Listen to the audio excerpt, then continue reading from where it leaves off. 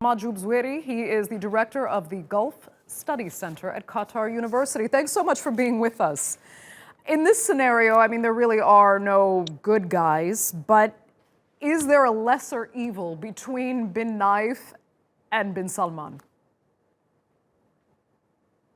You know what's happening at the end of the day. This is a serious rivalry on who should run the country and on how things should move within the Saudi, the House of Al Saud. It's obvious that Mohammed bin Nayef was working with the Western country, on the top of that, the United States, on what's so-called war on terror.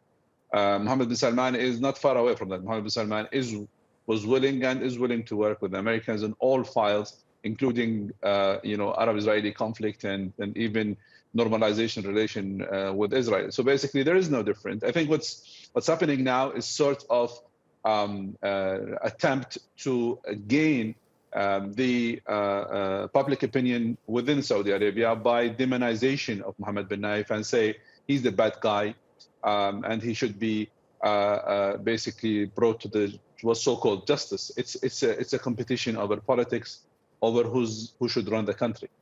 Right, but I mean, is there any real dispute now? I mean, Mohammed bin Salman has now clearly cemented his grip on power. Or am I wrong? Is there actually still something at play here whereby he should fear bin Nayef coming back and taking over? It doesn't seem that the situation is settled to Mohammed bin Salman. According to different reports from different sources, things are not settled yet. It seems there is sort of, I would say, not acceptance within the House of Saud. There is sort of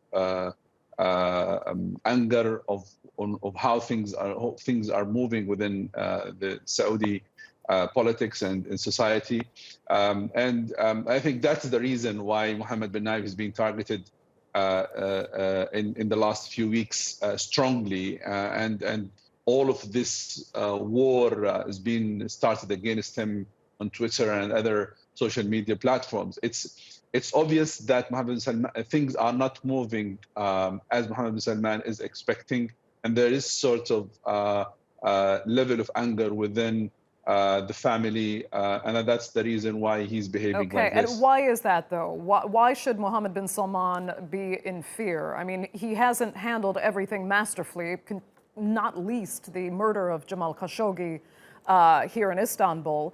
What are the things that actually really did work against him and actually affected any kind of approval for him that would have secured his position in power? The failure in economy. I mean, all of the project to reform the economy, improve the people's life, try to introduce a package of reform. None of this have succeeded. People, they may speak about some social aspects, opening up some of the, social aspects, but this is not what all Saudis want. I mean, they don't want only social freedom; they want also a real economic life, serious prosperity within the country, and that's the reason the failure in economy is absolutely huge, and with the price of oil declining, is becoming serious matter. Right. Majoub Zweri, we're going to have to leave it there. Thank you so much for being with us from Doha.